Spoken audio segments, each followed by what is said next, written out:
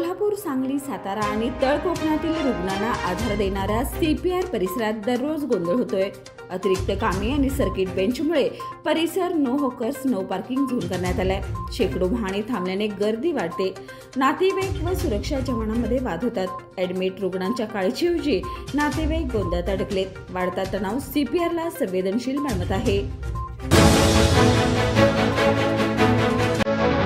मे 2025 मध्ये वाघबीळ घाट रस्ता नव्याने तयार केला होता, पण पावसात तो वाहून गेला। धुळीमुळे पर्यटक व स्थानिक नागरिक त्रस्त झालेत। अपघाताचा धोका वाढलाय। नागरिकांनी 7 दिवसात दुरुस्ती न झाल्यास 29 सप्टेंबरला सकाळी 11 वाजता रस्ता रोको करण्याचा इशारा दिलाय। पहलगाम दहशतवादी हल्ल्यानंतर भारत-पाक सामन्यात भारतीय खेळाडूंनी विजय मिळवला।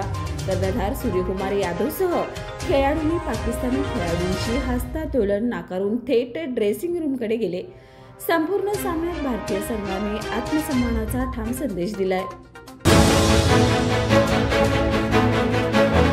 फुलेवाडी येथील गंगाई लॉन मागे महेश राखवर गवळी टोळीने हल्ला करून त्याचा खून केलाय। हल्ल्यामध्ये 15 ते 17 जणांचा सहभाग होता।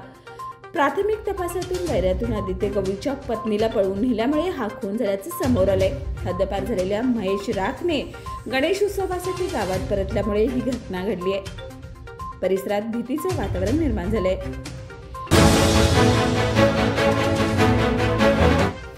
साताऱ्याच्या डोंगरदऱ्यातील 14व्या हिल हाफ मॅरेथॉनमध्ये ऋतुजा पाटील दुसऱ्या तर सोनाली देसाई तिसऱ्या क्रमांकावर आले आहेत। एकूण 8,200 धावपटूंनी 21 किलोमीटरची खडतर शर्यत पूर्ण केली। स्पर्धेचं आयोजन सातारा रनर्स फाउंडेशनने केलं होतं। हातकणंगले तालुक्यातील खोची गावातील तरुणांनी गणेश उत्सवात मूर्ती व निर्माल्याचं पुनर्विसर्जन केले। निसर्ग व परंपरेप्रती आदर दाखवत कोणताही गाजावाजा न करता हा उपक्रम राबवलाय। गावभर त्यांचा सामाजिक जबाबदारी आणि जाणीव कौतुकास्पद ठरले। आजरा तालुक्यातील विशाल शिवाजी नवारणे यांनी अंधत्वावर मात करून IBPS परीक्षा उत्तीर्ण केली आहे। बँक ऑफ महाराष्ट्रमध्ये क्लार्क पदावर त्याची निवड झाल्यामुळे युवकांसाठी तो प्रेरणादायी उदाहरण ठरलाय। जिद्द आणि चिकाटीच्या जोरावर यश मिळवून त्यांनी सामाजिक संदेश दिलाय। वन परिक्षेत्रातील तिघा संशयितांना वन कर्मचाऱ्यांनी रंगेहात पकडले। यावेळी एक बॅरेटा बंदूक, मोबाईल व मोटरसायकल जप्त करण्यात आली आहे।